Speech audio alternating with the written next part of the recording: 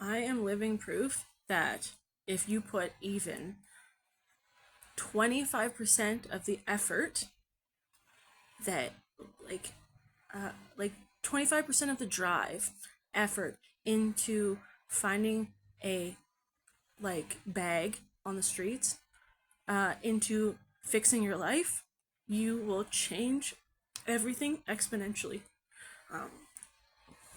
In the last like month, I have like actively worked super hard to secure a full-time position. I found a place to live. I bought myself a camera, and like I am doing every single thing that I can to better my life. Tomorrow is 250 days of sobriety. In 250 days, I have I am on the brink of completely turning my life around. It I'm sure there's people who have done it sooner, and there's people who have taken a lot longer. But and I was like kind to myself, and I took it slow, and I listened to my body's cues, and I like took God's cues in like what was right for me. You know what I mean? Like, what is right for me? What situation am I going to follow? Because it feels good, like the path of least resistance. And when things weren't good, I stepped away from it, regardless of that ego-driven want and desire for that thing to be in my life. I was able to be like, this isn't good for me. But I have successfully changed my life so immensely since the 17th of November 2025. I have done so much to better who I am as a person. And I only worked at the 25% of the capacity and drive that it took me to get my next hit on the streets. My name is Lily, and I am a survivor of the downtown east side in Vancouver. And I am living proof that anybody can get help and anybody can get sober, but you have to want it.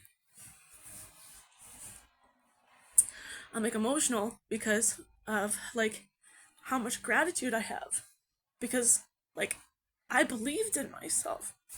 I didn't listen to those voices that told me that I was a failure anymore. And I continuously was through confirmation was proved over and over again that I was a valuable person and that I didn't deserve what I was putting myself through. And eventually I got to this point where I believed it so much that I got myself out of the situation that I was in.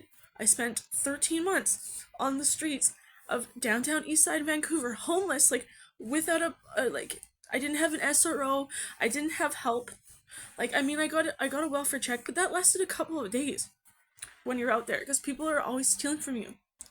There's people whose full-time job is going around and robbing people on the streets. Like, I remember one time this guy wanted me to go walk with him, and he would walk around stealing everybody's electronics while they were sleeping. That was his full-time job. And I'm not for that stuff. I don't believe in digging. I don't like rinsing. It's weak, but like I am on the brink of having everything restored. And it was because I put 25% of the energy to restoring my life in to what I would put in for a bag. I was unstoppable for a bag. I was unstoppable for my next hit. It didn't matter what I did to you. It didn't matter what the outcome was. It didn't matter where it led me. If I got my next hit, that's all that mattered. And being out there showed me straight up that I am the strongest and most capable, resilient, hardworking person that I have ever met in my entire life. And here I am again, sitting at a point of confirmation. Because, I did this. I did that. I got myself to this point. Because I fucking believed in myself. And I stopped wandering. Because all of those people out there in Vancouver, they have one thing in common. Two things in common. They were all traumatized. And they're all lost. They don't know who they are. And they have no direction. But I chose to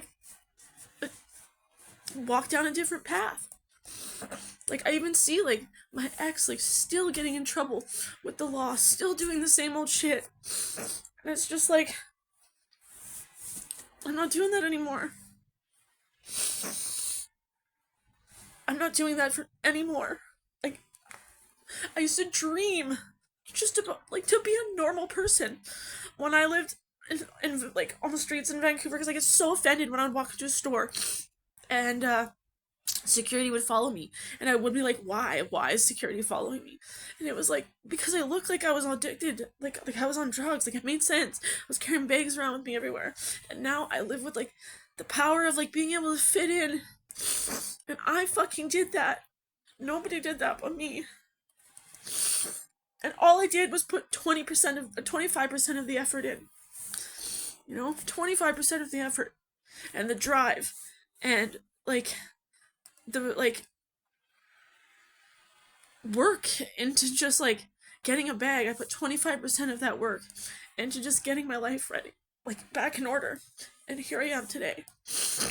Like, so close to having it all back to how it was before. And, I never thought that day would happen.